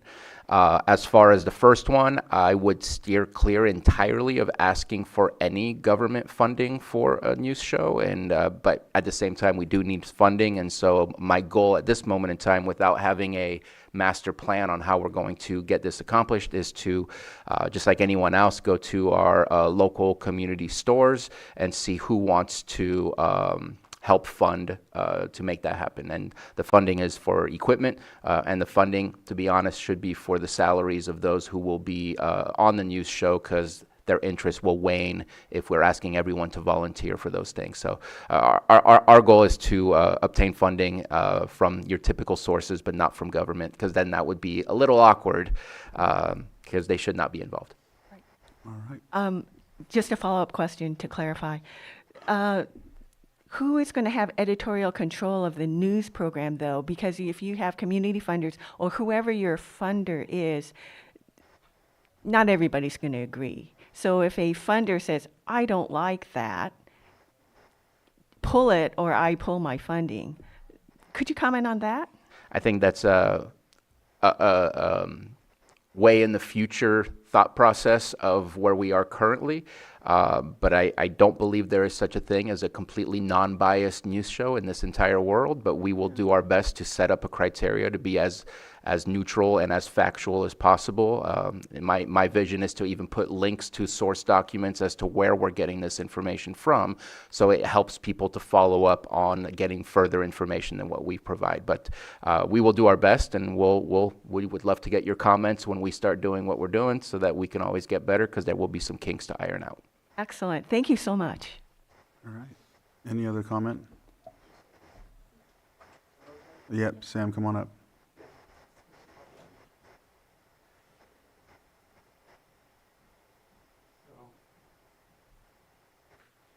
Thank you. Sam Houston here.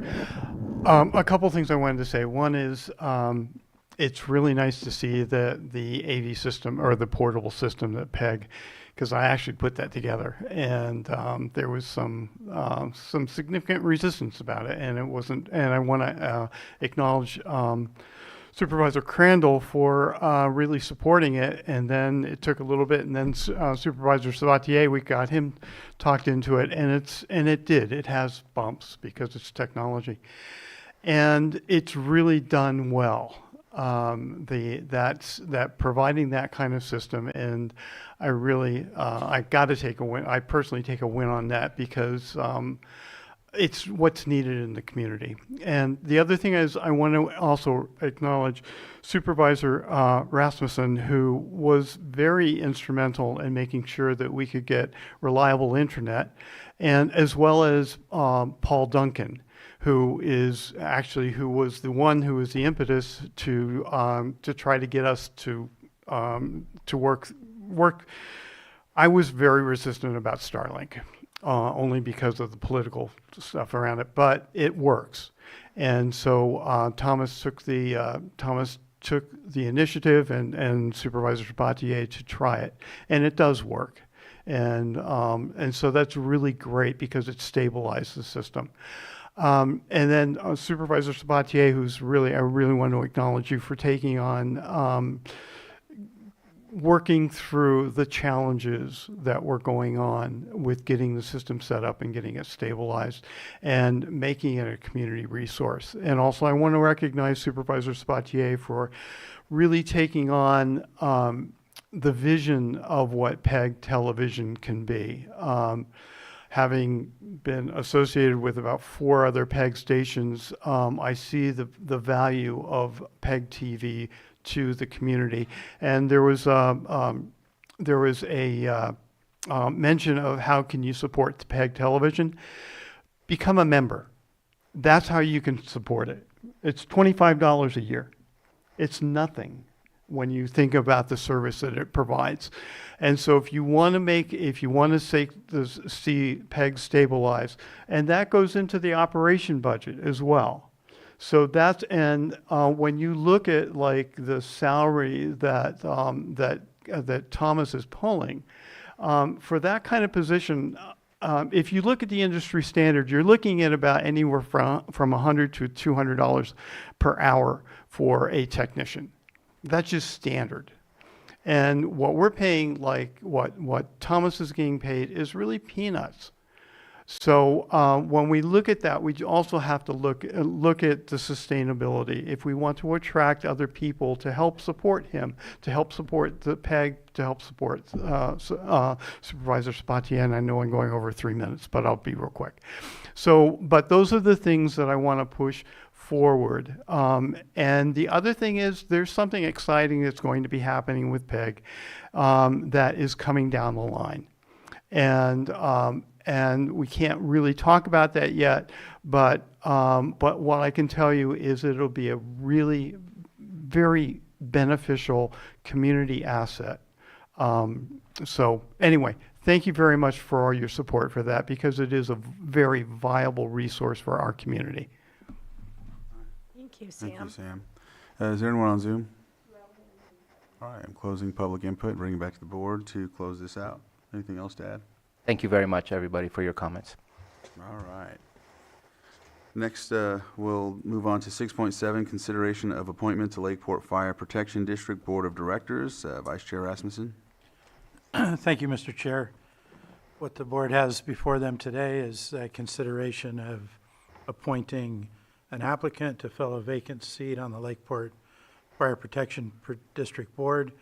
As you may recall, we were here a few weeks ago and set to do these appointments. However, the recommended candidate withdrew from the process, so we went back to the fire board and they reconsidered the applicants and made additional recommendations that were forwarded to me to present to this board. Their recommendations included, out of the 4 applicants remaining, they recommended either Terry Cherney or Gary Diaz. I was involved in this process from the beginning and monitored the interviews. And with my knowledge of the candidates, I'm recommending to this board that we appoint Terry Cherney as the open director's position for Lakeport Fire Board. Thank you. Any comments? I agree with the recommendation. I'll open it up to the public. Is there anyone from the public that has a comment? No hands in Zoom. Bring it back to the board for action. Mr. Chair, with that, I would move that we appoint Terry Cherney to the vacant Lakeport Fire Protection District. And I'll Board second that. position. All right, I have a motion and a second. All in favor? Aye. Aye. Sorry. Any opposed? Motion carries 5-0-0. Thank you. All right, thank you. CAO, any recommendations on these non-timed items? Maybe the 7.3? Let's try 6.8 and just open it up Oh, and sorry. then continue it to a different. Yes, we have 6.8, which is our consideration presentation by North Coast Opportunities Home Hardening Program. Did you want to? We have to reschedule. Okay, so it looks like we'll reschedule for that. For a date and time to be determined. Okay, for a date and time to be determined. So what I'll do is I'll open it up for public input in case anybody wants to comment on this. Bring it back to the board, and we will look for that date and time to be certain. at a different time, to be determined. There we go. 7.3? Well, let's go to 7.2, open it up. Oh, And yep, 7.2, consideration of following advisory board appointments, Mental Health Advisory Board. we'll pull that item today and move it to a date and time to be determined. All right, date and time to be determined. Open up to the public. Is there anyone from the public? I'll bring it back to the board and we'll pull this for a later date to be determined. 7.3? All right, consideration of the following advisory board appointments. Well, actually, should I do the extra item? You can do this one. Okay. Consideration of the following advisory board appointment, Glenbrook Cemetery District. So, I recommend that we appoint Patrick McCarthy to the Cemetery District, Glenbrook Cemetery District. Any comments? Did you have one? No? All right, I'll open it to the public. No hands in Zoom, so I'll bring it back to the board for action. I move that we appoint Patrick McCarthy to the Glenbrook Cemetery District. Second. I have a motion and a second. All in favor? Aye. Any opposed? Motion carries 500. The extra item? So let's go 7.4. 7.4, consideration of contract amendment for Avro Advisors to continue the ERP HCM system implementation, and this seems to be like it's going to be. We'll pull that item for a date and time to be determined. All right. Any comments from the board? I'll open up to the public. No hands in Zoom. I'll bring it back to the board, and we will pull this for a later date. 7.5? 4.1. All right, 4.1. Extra item, consideration of extra item. B, consideration of long-distance travel by Supervisor Jessica Pyska to Washington, D.C. to testify before the Senate Banking Committee on the role of the federal government in insurance and disaster mitigation. And I'll do it. Go ahead. Okay. So Friday evening, I received an email from Paragon that there was a possibility of this Senate hearing being scheduled for next week. This is a direct response to the request that we made when we went to NACO in DC. When I went with supervisors from Nevada County and Napa County, we met with the staff from the committee on both the majority and the minority side and talked to them about the federal government needing to take a role in the insurance crisis. And from my perspective in Lake County, we're using federal dollars to make communities more insurable, lowering the risk, and yet premiums continue to go up. So that was heard, and they've decided to have the hearing that we asked for. So yesterday, I met with some Senate staff members, had an interview with them. They were looking for a witness, and it sounds like an invitation is coming. We haven't gotten it officially yet, but we've got some unofficial word that it may come. So it's still a little bit up in the air, but because this is for next week, and we're not going to have a board meeting, I wanted to bring it before you. And it does align with both of our state and federal policy priorities that we have put with both the lobby groups. all right, Supervisor Sabatier? Yeah, I don't have a problem with this, but I do know that I'll be talking to NACO and CSAG about how they can help pay for these things when you're part of these groups. I can bring that up. So that's a discussion item, but if, and I talked to Paragon about this yesterday, if I could do that, but then I have to represent the CSAC and NACO platforms. And I would like to be able to speak more directly about Lake County. And so that was going to be actually my second question. Again, I don't have an issue at this moment in time, but I feel like we have not had the conversation here at the Board of Supervisors regarding insurance and what our wants are. And I would love to have that happen ASAP. I don't want to prohibit you from going there and representing not just yourself and Lake County, but also all the work that you've been doing with CSAC and NACO.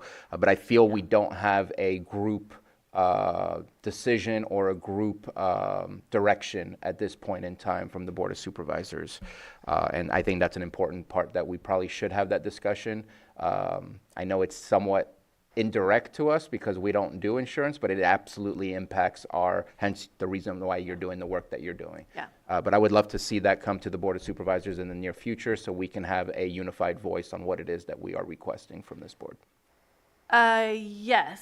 So that, so there's a couple of pieces to that. So my conversations yesterday with the interview and with Paragon were more exactly what we've got in our policy priorities. So they want to hear the stories of what our constituents are living through. And that's what I'm going to tell. I'm going to tell Lake County's story. I can bring the work, we can do a presentation on the CSAC and NACO work, that's the policy priorities, but this is more, they want to know what's happening on the ground. So for example, I talked about how we have people that have rebuilt in burn scars up to the latest codes who are uninsurable. And that, they were like, what? And then we also have projects like we have the home hardening project. We have federal dollars that are being used around communities, community wildfire defense grant dollars, USDA grants. We have these federal grants that are used for putting in fire breaks and on egress and ingress, and so that's really what I'm talking about more, not so much the CSAC and NACO work, just for everyone's awareness. All right. Any other comments? I'll open it up to the public. All right, I'll close public input and bring it back to the board for action. Mr. Chair, I'll move to approve long-distance travel by District 5 Supervisor Jessica Pyska to Washington, D.C. to testify before the Senate Banking Committee on the role of the federal government in the insurance and disaster mitigation. I'll second that. And this is once you get the call, because it could potentially not even. Right, it's still potential at this point. All right, so I have a motion then, a second. All in favor? Aye. Aye. Any opposed? Motion carries. Okay. All right. Thank And you. so, what should we do? 7.5, please. All right. Consideration of approval to update and revise the County of Lake internship program, and it looks like we have Pam Samick here to present this.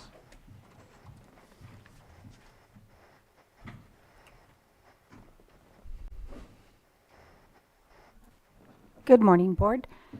My name is Pam Samick, HR Director, and I'm actually going to turn it over to Irandi Campbell, who's going to explain our updates to our intern program. Irandi Campbell is a senior HR analyst in our department.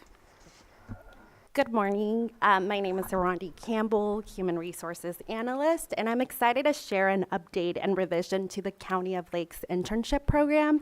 So this program has been developed to support the needs of our departments and the professional development of students. When the idea was first presented and brought to staff discovered that there was already an internship program in place. However, it was extremely outdated and no longer aligned with our current goals or standards. And for departments, it was difficult for them to actually acquire an intern because the intern would have to meet the minimum qualifications of the role. And with the current program, it just was difficult because most interns don't have the skills yet. So the purpose of the internship program is to provide meaningful hands-on experience for students, build awareness for county government operations and service to the public, help students develop skills that will prepare them for future employment in public administration policy or related fields, create pathways for potential future employment within county government. So we believe that the internship program will create a lasting value for both the county and the students we serve. There is a lot of interested departments already, and if approved today, we're able to open recruitments thank you so much for your time, and we appreciate your feedback. Any comments from the board? Supervisor Pyska, and then Supervisor Sabatier after, and then Vice Chair. And I'm sorry I didn't 2, ask 3. you these questions earlier. I got a little sidetracked yesterday. So are we planning on, and first of all, thank you for bringing this, Vice Chair Rasmussen. This is a really exciting program. Are we looking at providing internships for this summer? We're hoping, if approved today, yes, because it facilitates the departments to ask us to open a recruitment. So hopefully, if we start now, we might end up for like a summer internship at least. Great, thank you. You were next, Supervisor Sabatier, and then. Thank you very much. I know that there's been a conversation happening over the past 6 months, and I know Ms. Samick has been involved with some of those conversations where Yuba County, Yolo County, Colusa County, and Lake County have been sitting down with leadership from Yuba Community College District. And that's not to say that that can't happen either with Mendocino Community College District as well not district, but college. Just to kind of get an understanding of what available programs could occur that maybe were in the past, or new programs, and internship is kind of where we ended up the conversation going. And so one of the things that I talked to Ms. Samick about yesterday was we don't have a structured internship program that was identified necessarily through those conversations. It's still kind of open, but feeling that adding something to this document to make it available, and I know that Ms. Samick submitted some comments to me of maybe calling it a special academic internship program for our community colleges, where it's part of their program that they're already a part of. And so I don't want to stop what's happening today, especially if there's the potential to get things moving and start the internship process of collecting applications for the summer. But I'm hoping that we can bring this back so that we can also identify some kind of special program internship that could be available through those other conversations that we were having.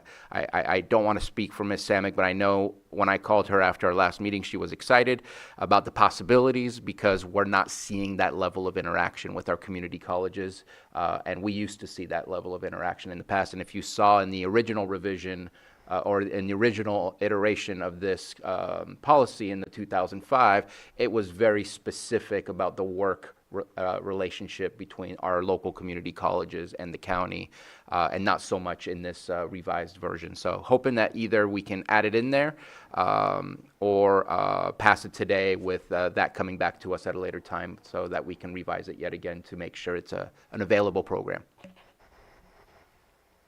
Yes, I kind of purposely left it out due to budget constraints, but what we can do is to draft an addendum to this with the ability to look at this program based on the department's budget and interest, but go ahead and continue to work with the colleges and see what we can develop, and then bring it back for a more robust conversation when we know kind of what cost would be and, what process we would put around this special academic internship program.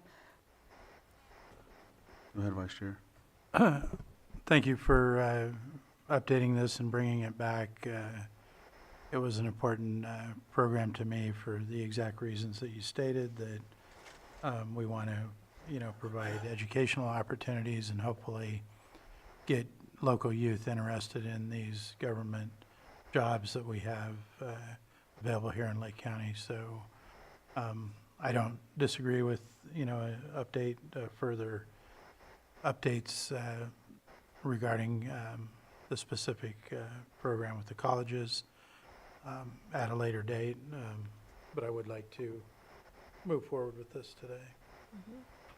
Go ahead, Supervisor Owen. I'd just like to thank Mr. Rapsison for bringing this forward. I think this is going to be phenomenal. Thank you. All right. Supervisor Sabatier? And just a brief follow-up, I think this whole thing is always based on whether we have the budget or not, and so having options in there, I think makes it always a possibility to pull that option out whenever we feel like it meets that option, because even the paid internship, that's only if there's something available for that. So looking forward to passing this today and looking forward to the next iteration as well.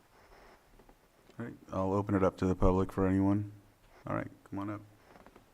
Good morning, Lars Ewing, Public Services Director. I wanted to first say thank you to HR and Supervisor Rasmussen and your board for supporting this. I think it's important to note that, at a grassroots level, to call a department, at a grassroots level, I think this has been happening for years. I had an interview last week with for a potential what we would call extra help, but a college student who grew up here, still has family here, and is attending college in Davis. We have another one next week for someone at UCLA. Same issue, grew up here. So it's putting I'll say formality and a structure to something that already exists, and that can't but help the county. I also really am encouraged at the notion of not just the academic side, but the trade side. The Build program last week was here, and that presents an opportunity. So anything that we can do to bring in, I'll say local, local people who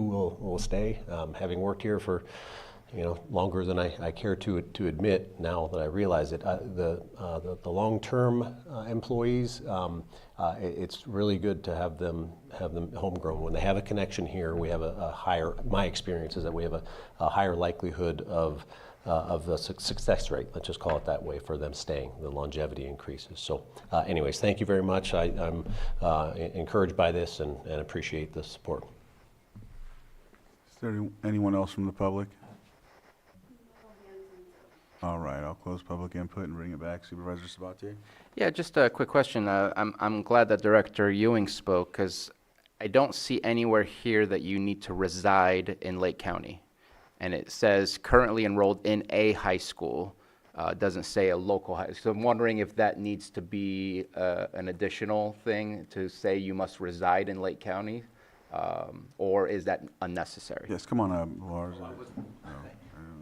Sorry, I was crossing my legs, but I don't know that was, I don't have much to weigh in on here other than maybe just commenting at the department level. I think the intent would be to have someone local, but I'll leave it to your board to decide the policy level of that. I'm waiting. Go ahead, Brad. Yeah, I'm not sure that we would want to use the language that they reside here, because of the fact that maybe that currently it's not their legal address, because their legal address is at a college out of county where they're going to school, for example, but they're local, and they may intend to come back. It's just, so I'm not sure about how to word that, but I definitely believe that we should be making every effort to focus on local youth, whether it's somebody that's in high school or that's out of high school, seeking education, whether it's a trade or college or whatever. I think, in my mind, that's the intent, that we'd want to focus on our local people. Pam, and then Supervisor Owen. We can also say that we have a preference to give it to locals. That would allow us to expand it just by, adding an extra sentence in there. Because there are going to be times when technically, college in Yuba City or Woodland is not local to Lake County, but yet we're looking at going into certain programs to encourage them for, like, say, water resources, engineering, those types of things that we have trouble recruiting for. So I think we can say we have a preference to give it to local residents, but leave it that way so we don't close ourselves off. Would the word alumni help with that? Would the word? Alumni, like graduated here? Oh, alumni. I think the local preference wording is probably the best. I'm in agreement with that. The Way to handle local it. preference, that way it's discretionary, but still kind of pushes. Okay. Is there anything else to add? All right. I think Okay, I'll we're ready. move to approve the revisions to the County of Lake internship program. Second. Lloyd?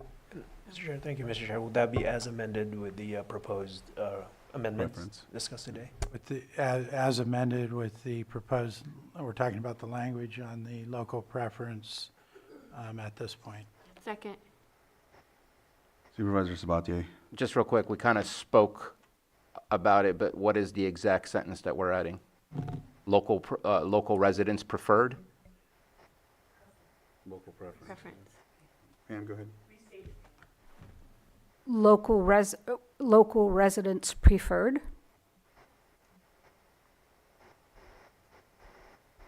A preference to Or, local. or a preference for local residents. I think that would be suitable, I think, Suitable for as you, stated. Mikey? So I have a motion and a second. All in favor? Aye. Aye. Any opposed? Motion carries 500. Should this go to closed session, or should we do calendars? We need to go into closed session before noon. Okay. We can come back out of closed session to do calendars, or we could, because our, one of our closed session items is a 1:30 time certain. Yeah. So we're gonna be going back in and out. Well, if we did calendars, we wouldn't have to go back in and out. Calendars is the last one. We have Do to, it really fast. yeah, we have to be brief. Okay. Here. Quick calendar. Who wants to start? I'll start. Go ahead. Go ahead. I'm going to the CSAC Ledge Conference for the rest of the week. My calendar's over. Oh. Next. I'm gonna get mine up. Okay. Ready? You got it? Yeah, I've got it. Okay. I have meetings tomorrow. I have 3 meetings tomorrow. Julia Sullivan and the drought with, let me see, on Friday. I know I've got other meetings on here. I'm just not finding them. I do have a meeting on Friday. On Saturday, we have a bunch of Earth Day events. We have Clear Lake Earth Day on Saturday. It's a cleanup day I have to bring each one up. At Austin Park, it starts at 8 a.m. And we have the Middletown's Lions Club starts at 10. They have a craft boutique, a local craft boutique at the Middletown Lions Club. It starts at 10 a.m.